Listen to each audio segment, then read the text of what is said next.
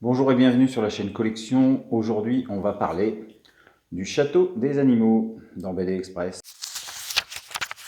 Alors, le Château des Animaux, dessin de Delep et texte scénario de Dorisson, une bande dessinée qui s'est fortement inspirée de ce livre La ferme des animaux de George Orwell, un livre qui date de 1945 et qui raconte l'histoire d'animaux qui sont dans une ferme et qui vont se révolter contre le fermier pour prendre le pouvoir et pour décider ensemble de diriger la ferme, sans l'homme. Ils vont y parvenir, mais bien sûr, petit à petit, certains personnages avides de pouvoir essaieront petit à petit de prendre la place d'un chef et de remplacer le fermier.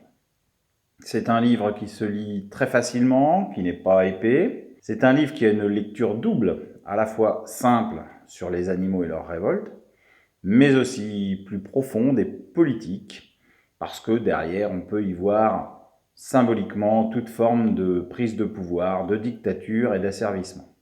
C'est sur cette problématique qu'a été fait ces bandes dessinées. Le Château des Animaux, qui sont au total de 3 aujourd'hui, il y en aura 4 au final. Et donc ça se situe dans la continuité du livre de George Orwell. Dans ce tome 1, donc, on se retrouve dans le Château des Animaux, avec en président dictateur Silvio, le taureau, qui dirige d'une main de fer, ou plutôt d'un sabot de fer, toute la ferme.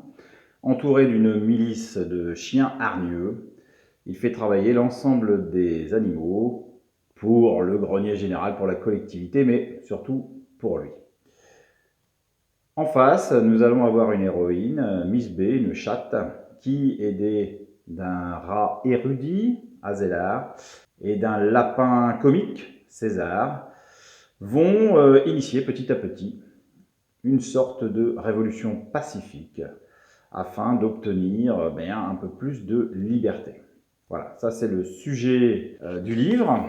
On va retrouver dans le deuxième tome Nos mêmes animaux, où la révolte, entre guillemets, révolte pacifique, va s'amplifier. Face à cela, une forme de répression va commencer à s'installer. Et ce face-à-face assez intéressant va aboutir à la fin à un acte qui nous prouve que le président en place est loin d'être idiot et sait forcément manipuler les gens, mettant par là même un doute chez les révolutionnaires. Dans le tome 3, encore une fois, la révolte continue, toujours de façon pacifique, et pour tenter d'arrêter cette révolte, on va commencer à mettre des animaux en prison. Bon, ça ne va pas fonctionner, et à la fin, le président Silvio acceptera les revendications des révoltés, à savoir plus de collier et surtout le droit de voter. Et on s'arrête là. Il va y avoir un 4e tome qui clôturera cette série qui est vraiment très bien scénarisée et très bien dessinée. On attend donc ce tome 4 avec impatience. En attendant, si vous avez aimé cette vidéo, n'hésitez pas à laisser un pouce et à vous abonner. Je vous dis à bientôt.